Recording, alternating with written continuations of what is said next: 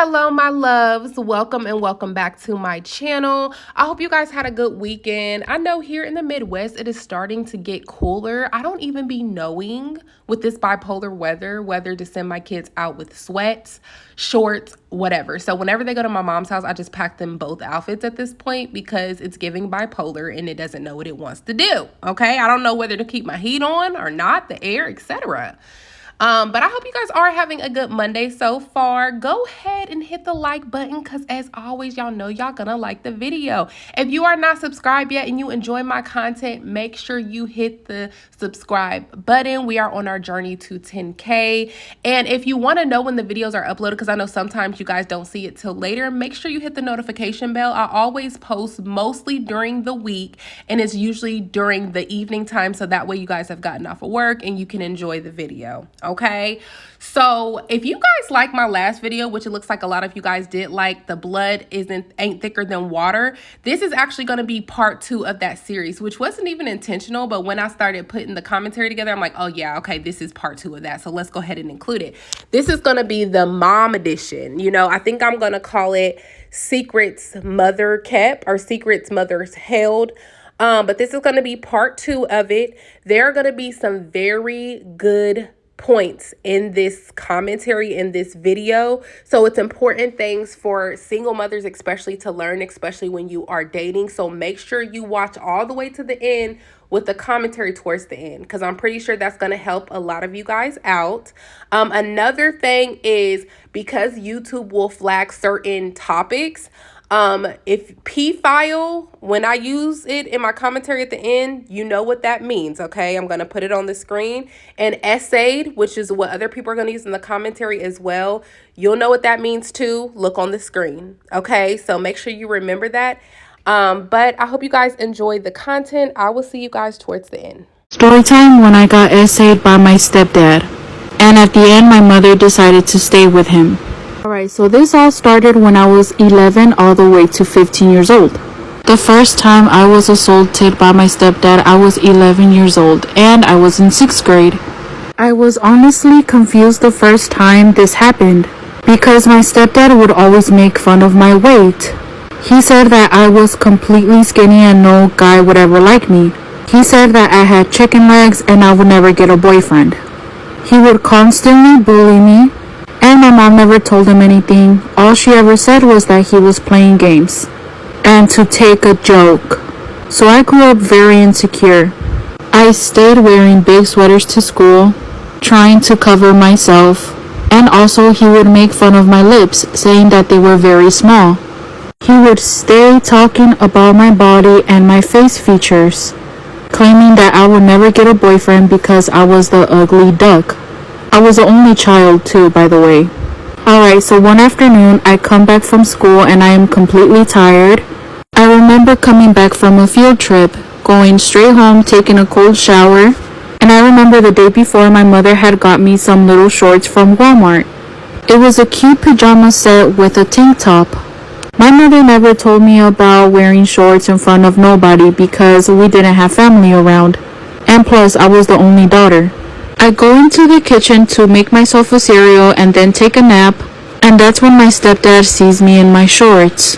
He immediately proceeds to talk about my legs and continues telling me that I have chicken legs. I fix myself some cereal and I immediately just went to my room, ignoring him. Get to my room and I take a long nap.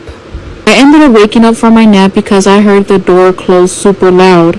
I look back and I see that it's my stepdad closing the door. And that's when he starts removing his clothes. I was honestly too sleepy to realize what was going on. I ask him, "What are you doing?" And he immediately tells me to shut up. He said that if I ever spoke to this to anybody, to my school or to my mother, he would hurt me and my mom. That's when he completely started taking advantage of me. I was completely unaware of what was going on. And all I know is I was in pain the whole time. When my stepfather was done, he said to get ready because my mom was going to come back with dinner. And this was going on every night. Go to part 2. Till when I got assaulted by my stepdad and my mom stayed with him. Alright, so the first night, I knew what had happened to me. And I was in a lot of pain. And my mom noticed that I was crying and crying during dinner. She asked me if something was wrong, and my stepdad had immediately got into the conversation and said that I was okay, that I was crying because he had bullied me. After this, it was literally the same thing. My mother would be knocked out for some reason, and every other night, that's when my stepdad saw the chance to go into my room and completely take advantage. Honestly, at some point, I just thought it was normal. I didn't even fight it no more. And I was seriously thinking of self-harming, of being gone from this world. I kept getting a lot of pain, and I noticed that I got my period too, at the age of 12. I shared this with my mother, and this is when my stepdad knew to back off. Because now that I am older, I realized that the only reason he had backed off was for me not to get pregnant. There was this one night where my stepdad almost got caught. My mother had woken up to use the restroom, and my mother asked my stepdad what he was doing in my room. He literally told my mom that I borrowed some headphones, and that he just went into my room to get them. But literally every night was the same thing. For some reason, my mother was completely knocked out, and every night my stepdad would go into my room. This happened until I was literally 15. When I was 15, there was this one night where I was in the living room and my stepdad told my mother to go to the store to get him some beer. He gave her money, and that's when he started taking advantage of me again in the living room. My mother ended up coming back, and she saw what my stepdad was doing to me. My mother came running to me and started whooping my. He gave me a black eye and broke my nose, and that's when I started running to the neighbor's house. They called the police, and when the police got there, my mom said that it was all my fault. She forgave him, and now I live with my grandma. First time I told my mother that I had been having sex with Grandpa, it's so interesting because if you remember the elementary school story, like she's always known. And then when I'd come back from Mexico, which is where he sold me, which is where I was supposed to return to, it was in my room, and then they leave, my grandparents leave, they fly back to California, and we were sitting around in the living room in this new house, and my mom just started talking about how my grandfather was. And I thought, that's kind of interesting because he had just come in my room and told me that that's where I had to go now, to Puerto Vallarta, which scared me because a lot of you know what happened to Puerto Vallarta. But so I think that's why she said that. And it was in a group setting with my siblings. And we all just kind of stared at her. And I remember saying, he's done that to me. She didn't have a reaction. Being essayed right in front of your mom and then her acting like she did not see anything is a weird way to grow up. It was summer break. It was a Saturday. My mom had asked me. She was like, oh, do you want to go out with my boyfriend to go to SeaWorld? I said, yeah, that's fine. That's cool. You know, whatever. So then she tells him like, oh, yeah, come pick us up. He comes, picks us up. We are there from 11 to 5 in the afternoon. We're playing with the stingrays. I did not fart. That was my slides. I never really had a problem with this particular dude because I always thought that he was cool and he was funny. But something in the back of my mind always told me to watch out for him because every time he stood behind me, I don't know why the hairs on my back kind of stood up as if you just got told a chilling story. So I remember like around 4 o'clock, he was like, okay, well, I think we should start heading out because traffic whenever you're trying to leave gets really bad. She said, okay. I said I was hungry. He's like, do you want to go to McDonald's? I can get you something from there. I said, yeah. He gets me a Happy Meal, a 6-piece, and then he orders another 10-piece for me because I told him I was really hungry. I had a fruit punch that day and it was super good and had like less ice because they always put so much ice in your drink to fill that sucker up. Looks like they're giving you more bang for your buck, but they're not. So I'm eating in the car, we're all talking, we're laughing, ha ha ha, and then we get to the apartment complex. I'm like, okay, you know what, I'm about to go take a nap. Okay, so before my mom gets out, she leans over to him, she kisses him, she gives him a hug, and she's literally just like so infatuated with this dude, I could tell on her face. She gets out. It's my turn to get out, and then he was like, oh, give me a hug.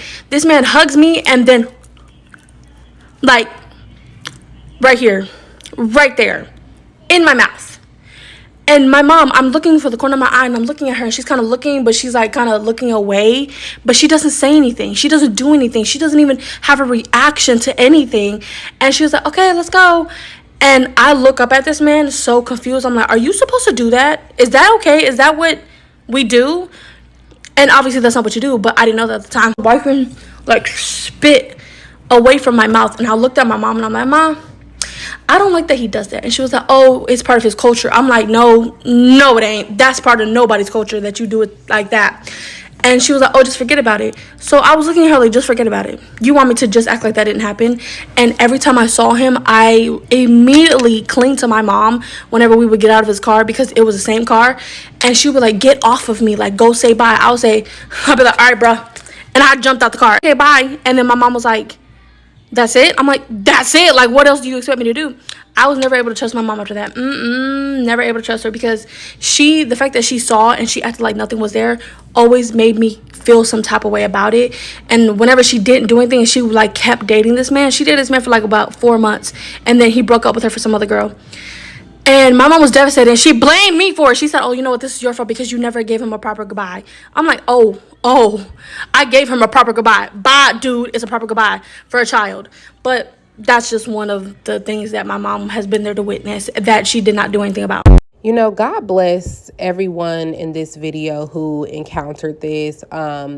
You know, unfortunately, I know people who went through this. I myself have went through situations similar to this. And unfortunately, it just happens way too much. And I hate that a lot of people just brush stuff like this under the rug. A lot of families do, and they don't want to address it or talk about it. So I enjoy being a content creator because I can talk about stuff like this, and I hope that others are encouraged and influenced to do the same. So get ready, get your popcorn ready, because we gonna talk about a lot of stuff. And single mothers, you definitely need to listen, okay? So here we go.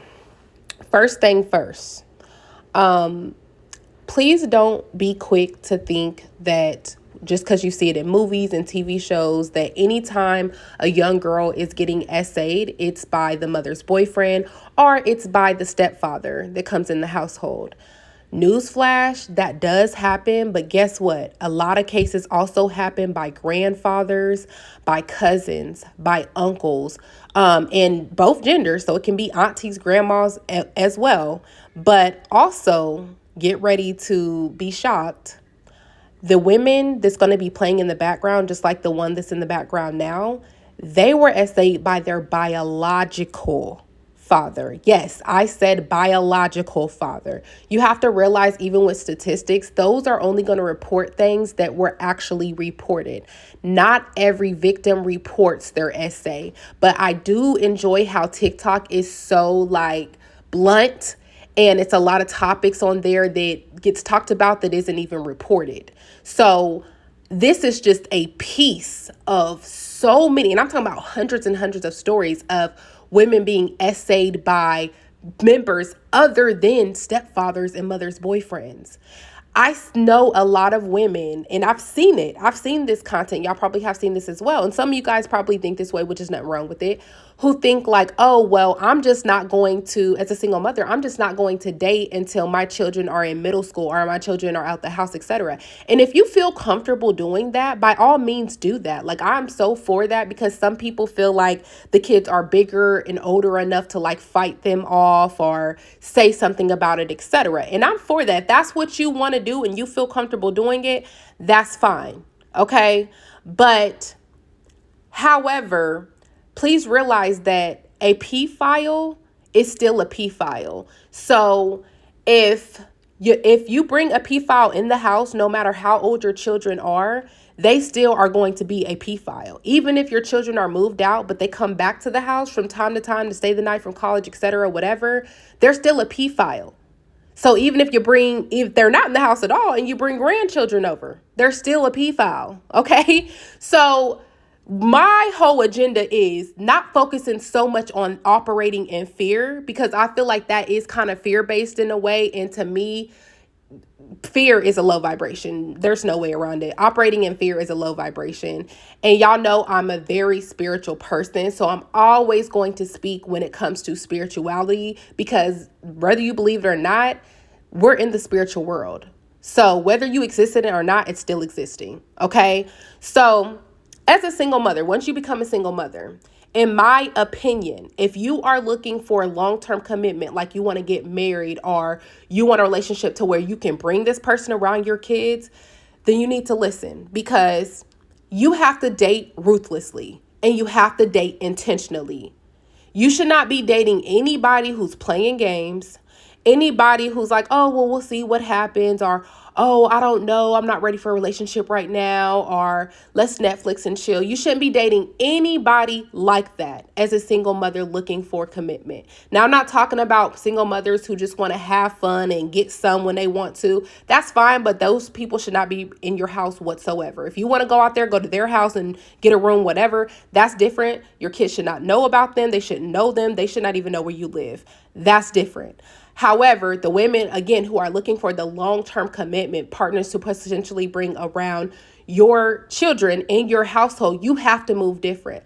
Number one, I don't know why a lot of people don't do background checks, but I know in my state, you can do a pre-background check for free, meaning that anything that they were charged with, you can see. You also have that P-File website app thing to where you can see if this person was ever a P-File or in the areas or ever registered, etc. Now you can pay an extra fee to get an extensive background check. So anyone who you bring around your kids, that's something that you should consider doing, is a background check, an extensive background check, etc. Even if you don't bring them around your kids, like if you're meeting up with this person, you should be doing that too, just to see. That might save your life. Okay. So I don't know why people don't utilize that, but definitely as a single mother, you should be utilizing that. Okay. Number two, okay, you need to also be looking at the background of these individuals, not just legally, but what happened in their situation. Are there kids in their life? Some kids who were essayed by their father, they don't want nothing to do with them. Okay. And again, as y'all see in the background, these are women who were essayed by their biological fathers. Okay. So they don't want nothing to do with them. Sometimes you have to look at those stories. Why don't your children want nothing to do with you? Why don't they want to come around you? You know, like, look at the situations of the people they dated and their children. You know, obviously you can't always know those kind of situations because you don't know those people's, but I'm just saying, sometimes you can see and look into things and read the room and see like, okay, what happened with your last situation, you know, and look into that. Y'all know my investigators. Y'all know how to kind of look more into some things and be like, okay, that don't sound right. That don't look right. You know, some men would be dumb enough to be like, oh, well, you know, her daughter said that I touched her, but that wasn't true. You know, some people will even tell you bluntly what happened. And it's your job to tap into your intuition to see what's really going on. Okay. So also, this is the most important, the most important. Spiritually, you need to be right. Mentally, emotionally, physically, financially, you need to be right. You need to be all the way in your highest vibration, your highest self when it comes to dating intentionally. You know why? Because it's only two vibrations that exist. It is a high vibration and a low vibration. Just think about it. When you are in a low vibration, I'm going to give you an example. Let's say that you just broke up with somebody. They cheated on you. You're hurt. You're broken, right? Then you meet somebody else and you don't even take time to heal and do what you need to do. You meet somebody else, you start messing with them, and then they hurt you and they play you. Then you repeat the pattern and you meet somebody else. You never took the time to really address and heal the wounds that you need to address. That means that you are operating in a low vibration. Just think about it. When you operate in a low vibration, you attract low vibrational people, and then your life surrounds in low vibrations. Then you tend to be like, dang, my money's looking funny. This is going on. That's going on. I have drama here. I have drama there, because you are now in a low vibrational energy. So if that sounds like you or somebody you know, then you need to immediately go back to yourself. We are spiritual individuals. Go back to your inner self and tap in. What do I need to do? I need to spiritually cleanse myself. Your spirit needs charged just like your phone needs charged. When your phone dies, you charge it up. Your spirit went through a lot. So you need to charge your spirit. What does that mean? Sometimes that means fasting. Put away the phone, put away social media and fast, focus, pray, meditate, start journaling. Go heal those inner wounds from childhood that you never healed. Go to a therapist. Do what you need to do to heal. You know what's wrong with you. Sometimes people don't like looking at what's wrong with them, but you know what's wrong with you. You still hurt from what happened to you when you were 7 years old. You have wounds that you need to heal. And if you keep operating in a low vibration, you attract low vibrational people. So getting back to the point, what is a P-file? a low vibrational individual. There's no and, ifs, or buts around it. These are only low vibrational people. A P-file could never be high vibrational. They're not in alignment with each other. Everything low, negative is low vibrational. Once you tap into your higher vibrational self, you will see you attract high vibrational people, high vibrational things. I'm telling you, because I have been in both situations. And if y'all don't know, if y'all never heard my story or my background before, I have my degree, my background education in psychology. Okay, I worked at a treatment facility where I was over like younger teens, like adolescents and stuff. You have to read their charts and you have to, work with them, etc. And a lot of times those girls, who got essayed were in low vibrational situations. Okay. Also, I wrote a book called Scars Daddy Left. That was girls who grew up without their father, and I had to study the single parent dynamic. I had to interview people, etc. So I'm very familiar when it comes to these kind of situations, single mothers, the dating, etc. I'm very familiar with that. So just trust me when I say, when you're in a low vibration, you attract low vibrational people. I'm going to give you an example. If you are not where you need to be financially, where you're constantly depending on when your next money comes, like the whole sugar baby situation, when a lot of them operate in low vibrations, they're like, dang, I don't know how I'm going to pay my rent this month. I have to hurry up and meet somebody. I have to hurry up and do this, blah, blah, blah, right? And not all sugar babies are like this. I'm just giving an example. So that means now you're in a low vibration because you're desperate. So you have to figure out how you're going to pay this. So when you date that way and like, oh, I need somebody with money who's going to do this, do that, then you're opening yourself and your children up to a low vibrational individual that you're going to attract. Now, once you bring in this low vibrational individual, that means everything low vibrational is going to come with it. That man might feel like, which I have seen this situation happen, that man might feel like, okay, now since, I'm paying for everything financially, I should be able to do and touch who and what I want in this house. Okay. And you so stuck in a low vibration of, well, I need these bills paid. That's how that happens. These girls who talk about being essayed by their parents, that's how that happens. They're in a low vibration. But if you get yourself together, how you need to get yourself together, then you won't operate in that low vibration.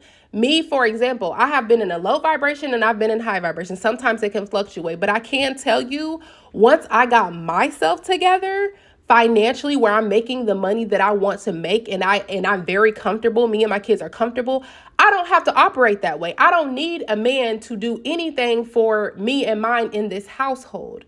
Now, if you're dating me and we're serious, then you know what will come with that eventually. But I mean, like, I'm not so desperate in the energy of like, oh, I better date him so I can get this paid, or I better date that. That is operating in a low vibration, which is what you have to stay away from. Again, remember, it's very logical.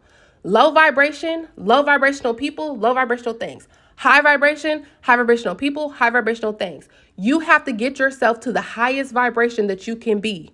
Then that's when you can consider dating. Do not date if you are in a low vibration, point blank, period, because that's what happens when you are.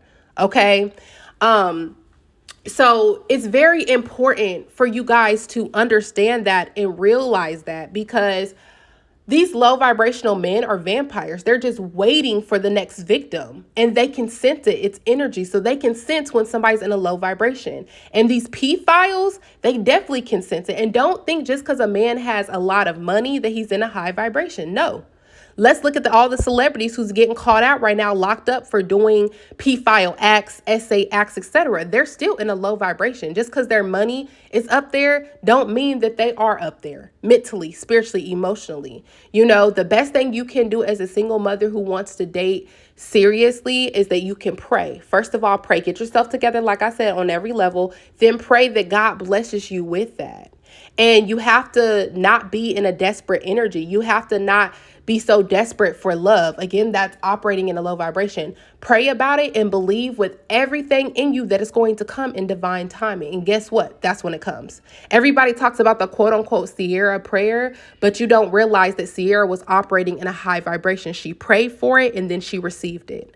You have to operate in a high vibration so you don't attract these low vibrational men that can hurt you and your children. Okay, so that is how I feel when it comes to topic. Of course, this does not mean every situation is like that. Okay, I'm just going based off of my education, my experience, etc. So let me know what y'all think. Before I end the video, another thing I want to put out there: if you are needing help in regards to your spiritual journey, like you don't know where to start, you feel like you may be going through a spiritual awakening, you keep attracting low vibrational people and things in your life, and you want to totally revamp, I will soon be taking on clients as a spiritual coach. I'm going to make sure it is affordable to most people.